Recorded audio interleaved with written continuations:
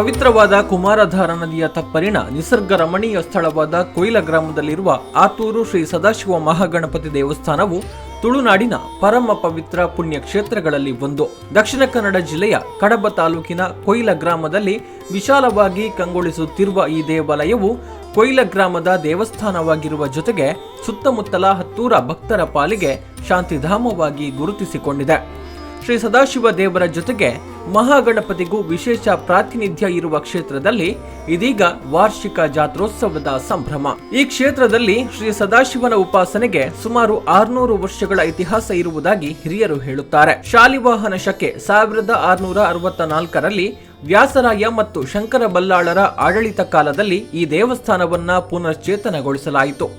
18ನೇ ಶತಮಾನದ ಕೊನೆ ಮತ್ತು 19ನೇ ಶತಮಾನದ ಆರಂಭದಲ್ಲಿ ಅಂದ್ರೆ ಕ್ರಿಸ್ತಶಕ 1900ರ ಆಸುಪಾಸಿನಲ್ಲಿ ಆನೆಗುಂಡಿ ಬೂಡಿನಲ್ಲಿ ವಾಸ್ತವ್ಯವಿದ್ದ ಬೂಡು ಬಲ್ಲಾಳರ ನೇತೃತ್ವದಲ್ಲಿ ಊರವರ ಸಹಕಾರದೊಂದಿಗೆ ತಾಮ್ರದ ಹೊದಿಕೆಯ ಜೊತೆಗೆ ದೇವಸ್ಥಾನವನ್ನ ಪುನರ್ ನವೀಕರಿಸಲಾಯಿತು ಎನ್ನುವ ಬಗ್ಗೆ ಮಾಹಿತಿಯು ಊರ ಹಿರಿಯರಿಂದ ತಿಳಿದು ಬರುತ್ತದೆ. ಗ್ರಾಮದ ಪ್ರಾಚೀನ ಶ್ರದ್ಧಾ ಕೇಂದ್ರವಾಗಿದ್ದುಕೊಂಡು ಚಾರಿತ್ರಿಕ ಪ್ರಸಿದ್ಧಿ ಹಾಗೂ ಪೌರಾಣಿಕ ಹಿನ್ನೆಲೆ ಹೊಂದಿರುವ ಈ ದೇವಸ್ಥಾನ ಸೀಮೆಯ ನಿವಾಸಿಗಳ ಮಹಿಮಾನ್ವಿತ ಸ್ಥಳವೆಂದು ಪ್ರಚಲಿತವಾಗಿದೆ. ಈ ಕ್ಷೇತ್ರದಲ್ಲಿ ಮಹಾಗಣಪತಿಯ ಗುಡಿಯೂ ಇದ್ದು ಶಿವಾರಾಧನೆಯೊಂದಿಗೆ ಗಣಪತಿಗೂ ನಿತ್ಯ ಪೂಜೆಗಳು ನಡೆಯುತ್ತವೆ. ಜನರಿಂದ ಪೂಜಿಸಲ್ಪಡುವ ದುಗ್ಗಲಾಯೆ ಮತ್ತು ಪರಿವಾರ ದೈವಗಳ ಆರಾಧನೆ, ನಾಗಶಕ್ತಿಗಳ ಸಾನ್ನಿಧ್ಯ ಇಲ್ಲಿನ ಮಹಿಮೆಯನ್ನು ಹೆಚ್ಚಿಸಿದೆ. ಇಲ್ಲಿ ನೆಲೆಸಿರುವ ದುಗ್ಗಲಾಯ ದೈವಕ್ಕೂ ವಿಶೇಷವಾದ ಕಾರಣಿಕ ಹಿನ್ನೆಲೆಯಿದೆ. ಹಿಂದೆ ಇಲ್ಲಿ ವ್ಯಾಸರಾಯ ಮತ್ತು ಶಂಕರ ಬಲ್ಲಾಳರ ವಂಶ ಆನೆಗುಂಡಿ ಬೂಡಿನಲ್ಲಿ ವಾಸ್ತವ್ಯವಿತ್ತು. ಆ ಸಂದರ್ಭದಲ್ಲಿ ಉಪ್ಪಿನಂಗಡಿ ಕಜಕಾರುಬೂಡ್ನಿಂದ ಕನ್ನಯ್ಯನೆಂಬ ತುಂಡರಸನ ಸೈನ್ಯ ದಂಡೆತ್ತಿ ಬಂದಾಗ ಬಲ್ಲಾಳ ವಂಶವು ಯುದ್ಧ ಮಾಡುವುದು ಅನಿವಾರ್ಯವಾಯಿತು. ಆಗ ಹಿರೇಬಂಡಾಡಿಯಲ್ಲಿ ಆರಾಧಿಸುತ್ತಿದ್ದ ದುಗಲಾಯಿ ದೈವಕ್ಕೆ ಹರಕೆ ಹೊತ್ತು ಯುದ್ಧದಲ್ಲಿ ಗೆದ್ರೆ ಆನೆಗುಂಡಿ ಬೂಡಿನಲ್ಲಿ ಆರಾಧಿಸುತ್ತೇನೆ ಎಂಬ ಹರಕೆಯ ಮಾತಿನಂತೆ ಯುದ್ಧದಲ್ಲಿ ಗೆದ್ದ ಕಾರಣ ಆನೆಗುಂಡಿಯಲ್ಲಿ ದೈವಸ್ಥಾನ ಸ್ಥಾಪನೆ ಮಾಡಲಾಯಿತು.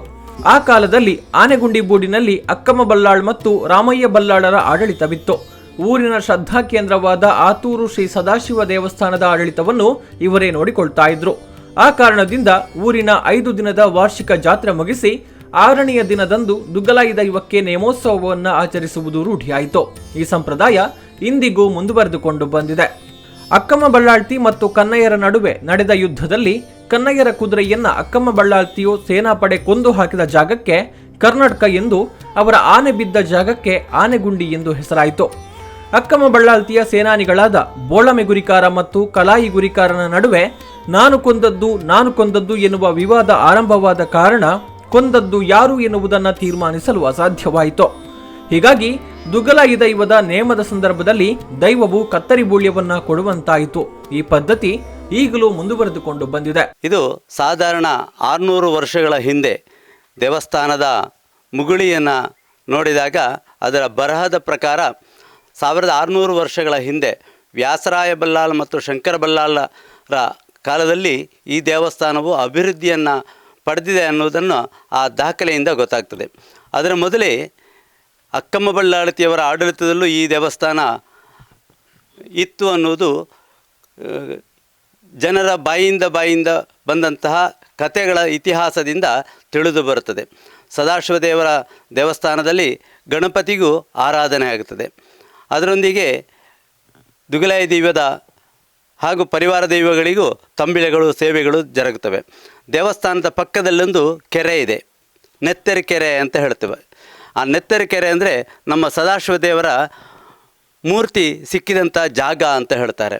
ಹಾಗೆ ಅದು ಈಗಲೂ ಆ ಕೆರೆ ನಮ್ಮ ಸರಕಾರಿ ಜಾನುವಾರು ಸಂವರ್ಧನಾ ಕ್ಷೇತ್ರದ ಒಳಗೆ ಇರುತ್ತದೆ, ದೇವಸ್ಥಾನದ ಪಕ್ಕದಲ್ಲಿದೆ. ಆನಂತರ ಈ ದೇವಸ್ಥಾನ ಜೈನರ ಆಳ್ವಿಕೆಯ ನಂತರ ಅದು ಪಾಳು ಬಿತ್ತು ಅನ್ನುವ ಸುದ್ದಿ ಇದೆ. ಹಾಗೆ ಸ್ವಾತಂತ್ರ್ಯ ಪಡೆಯುವಂಥ ನಮ್ಮ 1947ನೇ ಇಸವಿಯ ಸಂದರ್ಭದಲ್ಲಿ ಆ ದೇವಸ್ಥಾನವನ್ನು ಅದಕ್ಕೊಂದು ಆಡಳಿತದ ವ್ಯವಸ್ಥೆ ಇರಲಿಲ್ಲ, ಏನೋ ಒಂದು ನಿರ್ಗತಿಕ ಒಂದು ಮಟ್ಟದಲ್ಲಿ ಇತ್ತು ಅನ್ನೋದು ಗೊತ್ತಾಗ್ತದೆ. ಹಾಗೆ ಶ್ರೀಯುತ ಅಂಗಾರಗೌಡ ಹಾಗೂ ಸುಬ್ಬಣ್ಣ ಶೆಟ್ಟಿಯವರ ಮುಂದಾಳತ್ವದಲ್ಲಿ 1950ರ ನಂತರ ಆ ದೇವಸ್ಥಾನಕ್ಕೆ ಪುನರ್ಜೀವನವನ್ನು ಕೊಟ್ಟು ಆನಂತರ ಬೇರೆ ಬೇರೆ ಆಡಳಿತದ ಮಂಡಳಿಗಳು ಸಮಿತಿಗಳು ಬಂದವು.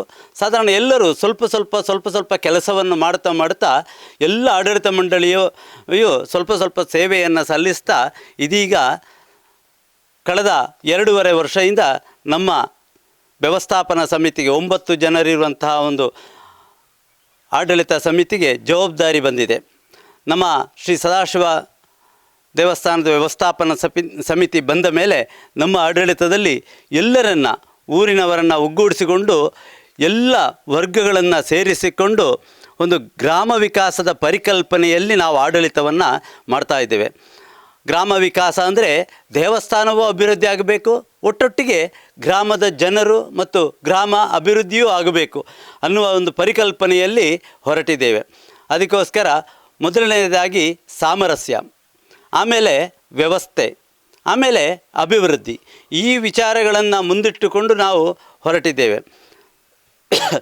ಒಂದು ಸಾಮರಸ್ಯ ಅಂದರೆ ಎಲ್ಲರೂ ನಮ್ಮ ಶ್ರೀ ಸದಾಶಿವ ದೇವನ ಭಕ್ತರು ಅಣ್ಣ ತಮ್ಮಂದಿರಾಗಿ ಇರಬೇಕು, ಎಲ್ಲರೂ ಒಟ್ಟೊಟ್ಟಿಗಿರಬೇಕು, ಭೇದ ಭಾವಗಳು ಇರಬಾರ್ದು, ಮೇಲು ಕೀಳಾಗಲಿ ಅಥವಾ ಶ್ರೀಮಂತ ಬಡವಾಗಲಿ ಏನೂ ಇರಬಾರ್ದು, ನಾವೆಲ್ಲರೂ ಸಹೋದರರು ಅನ್ನುವ ಭಾವನೆಯಲ್ಲಿ ಹೋಗಬೇಕು ಅನ್ನುವುದನ್ನು ಸಾಮರಸ್ಯ ಅಂತ ಮಾಡಿದ್ದೇವೆ.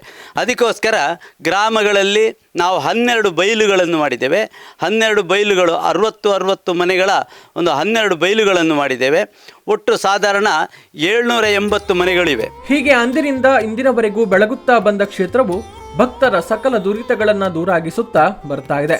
ಯಾವುದೇ ಕೆಲಸಗಳು ನಡೆಯಬೇಕು ಎಂದು ಬಯಸಿದಲ್ಲಿ ಶ್ರೀ ಸದಾಶಿವ ದೇವರು ಮತ್ತು ಶ್ರೀ ದುಗ್ಗಲಾಯ ದೈವವನ್ನ ನೆನೆದು ಪ್ರಾರ್ಥಿಸಿದ್ರೆ ಆ ಕೆಲಸ ಆಗಿಯೇ ಆಗುತ್ತದೆ ಎನ್ನುವುದು ಭಕ್ತ ವರ್ಗದ ನಂಬಿಕೆ.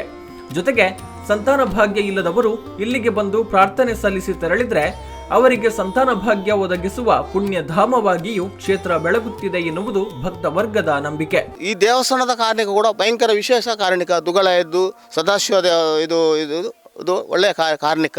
ನಾವು ನೆನೆಸಿದ ಯಾವ ಕೆಲಸವಾದರೂ ಅದು ಸರಿ ಆಗ್ತದೆ ಅಂತ. ಹಾಗೆ ಒಳ್ಳೆಯ ಅಭಿಪ್ರಾಯ ಜನಗಳದ್ದು, ಒಳ್ಳೆಯ ಅಭಿಪ್ರಾಯ ಉಂಟು. ನಾವು ಒಂದು ಹಿಂದಿನ ಕಾಲದಲ್ಲಿ ಇಲ್ಲಿ ನಮಗೆ ಹೀಗೆ ನಮ್ಮ ಕೆಲಸ ಆಗಬೇಕು, ಸರ್ಕಾರಿ ಕೆಲಸ ಆಗಬೇಕಾದ್ರೆ ಇಲ್ಲಿ ನೆನೆದು ದುಗ್ಗಲಾಯ ದೇವರ ನೆನೆದು ಅದಕ್ಕೆ ಅದು ಮತ್ತು ಸದಾಶಿವರ ನೆನೆದು ಅದರ ಸೇವೆ ಮಾಡಿದರೆ ಅದು ಉಂಟು. ಮಕ್ಕಳ ಆಗದವರಿಗೆ ಇದು ಆಗಿದುಂಟು. ಅವರು ಬಂದು ಇಲ್ಲಿ ಪ್ರಾರ್ಥನೆ ಮಾಡಿಕೊಂಡು ಇಲ್ಲಿ ನಾವು ಸ್ವಂತ ನೋಡಿದ್ದು. ಅಂದರೆ ಇಲ್ಲಿ ಬಂದು ಅವರೇ ಇಲ್ಲಿ ಹೇಳ್ತಾರೆ, ನಾವು ಇಲ್ಲಿ ಇದು ಹರಕೆ ಹೇಳಿ ಇದು ಮಗು ಹುಟ್ಟಿದೆ ಅಂತ ಹೇಳಿ. ಅದು ವಿಶೇಷ ಕಾರಣಿಕ. ಸದಾಶಿವ ದೇವಸ್ಥಾನದ್ದು ಇದು ದೇವರದ್ದು ವಿಶೇಷ ಇದು ಕಾರಣಿಕ. ಕ್ಷೇತ್ರವು ಹಲವು ಬಗೆಯಲ್ಲಿ ಅಭಿವೃದ್ಧಿ ಕಾಣ್ತಾ ಇದ್ದು ಒಂದಷ್ಟು ಅಭಿವೃದ್ಧಿ ಕಾಮಗಾರಿಗಳನ್ನು ನಡೆಸಲಾಗ್ತಾ ಇದೆ. ಇದಕ್ಕಾಗಿ ಅಭಿವೃದ್ಧಿ ಸಮಿತಿಯನ್ನು ರಚಿಸಿಕೊಳ್ಳಲಾಗಿದೆ. ದೇವಸ್ಥಾನದ ಪಕ್ಕದಲ್ಲಿ ಒಂದು ಸಭಾಭವನ ನಿರ್ಮಾಣಗೊಳ್ಳುತ್ತಾ ಇದ್ದು ಬಹುತೇಕ ಕೆಲಸಗಳು ಪೂರ್ಣಗೊಳ್ಳುತ್ತಾ ಬಂದಿವೆ. ಗ್ರಾಮದ ಜನರು ಉತ್ತಮವಾಗಿ ಸ್ಪಂದನೆ ನೀಡುತ್ತಾ ಇದ್ದು ಎಲ್ಲ ಕೆಲಸ ಕಾರ್ಯಗಳು ಭರದಿಂದ ನಡೆಯುತ್ತಿವೆ. ದಿನಾಂಕ 29 ಧ್ವಜಾರೋಹಣ ಆಗಿ 2-3ರವರೆಗೆ ಇರ್ತದೆ. ಅಂದರೆ 2 ರಾತ್ರಿ ಧ್ವಜ ಅವರೋಹಣ ಮಾಡಲಾಗುತ್ತದೆ. ಆನಂತರ 3ನೇ ತಾರೀಕಿನಂದು ದುಗ್ಗಲಾಯ ದೇವದ ನೇಮೋತ್ಸವ.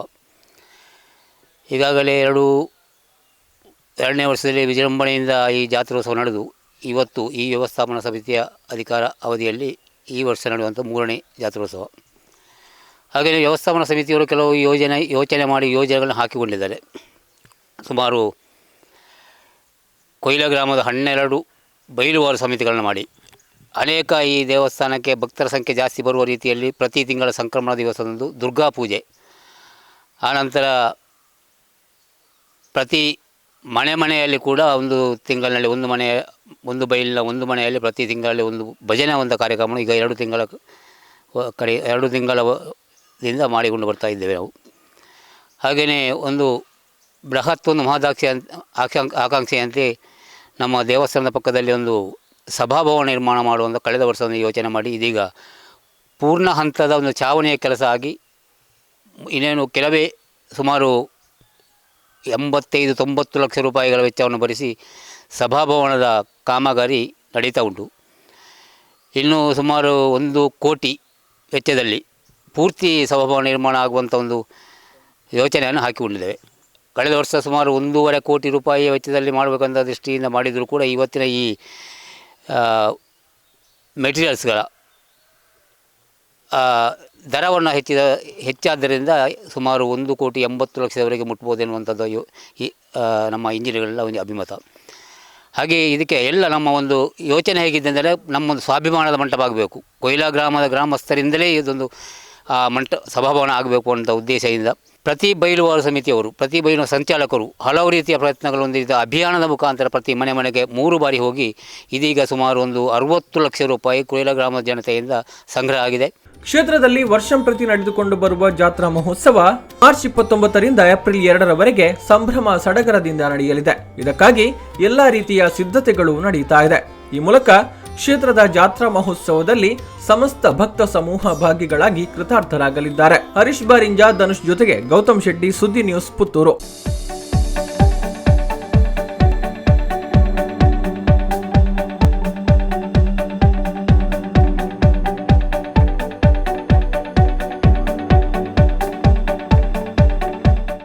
ಸುದ್ದಿ ಚಾನಲ್, ಕ್ಷಣ ಕ್ಷಣದ ಸುದ್ದಿಗಾಗಿ.